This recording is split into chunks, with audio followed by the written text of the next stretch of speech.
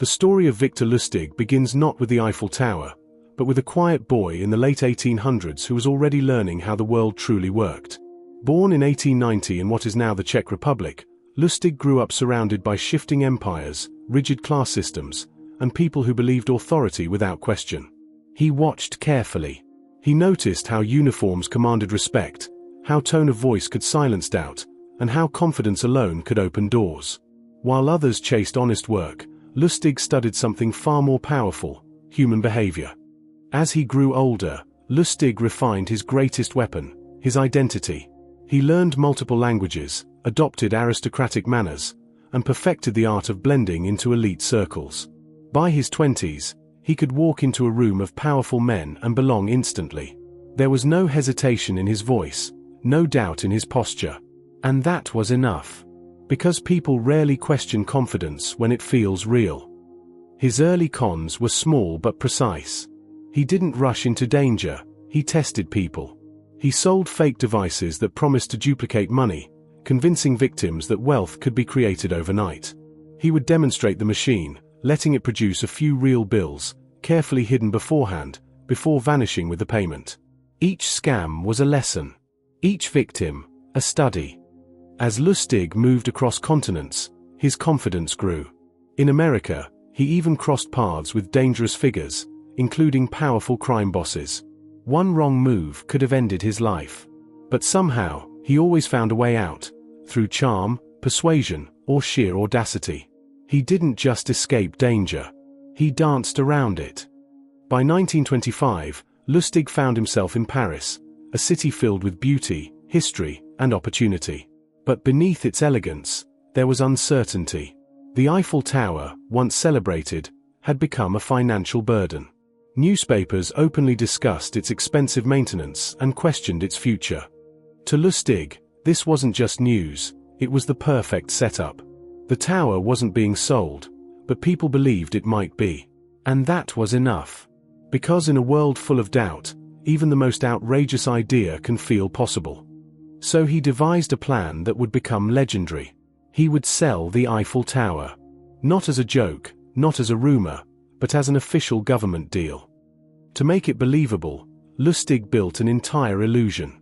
He forged government documents, adopted the identity of a high-ranking official, and rented a luxurious hotel suite. Every detail mattered. The setting had to feel real before the lie was even spoken.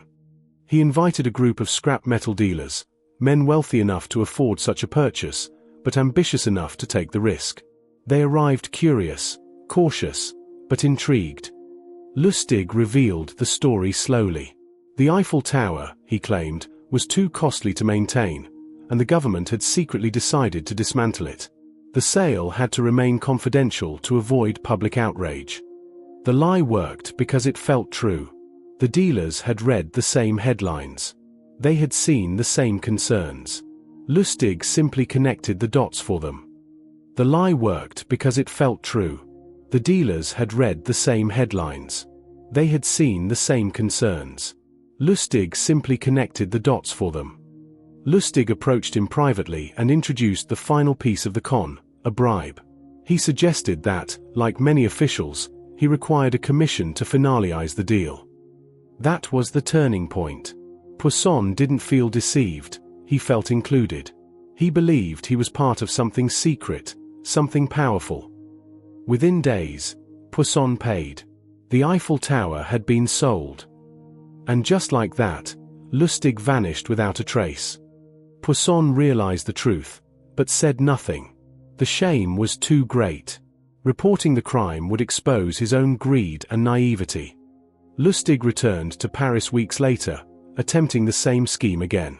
But this time, suspicion had grown. Authorities were alerted, and he barely escaped. Back in America, Lustig continued his cons, growing bolder each time. His schemes became more complex, more daring, and more dangerous. Eventually, he entered the world of counterfeiting, producing fake US currency that fooled even experts. This was no longer just deception, it was a direct challenge to authority.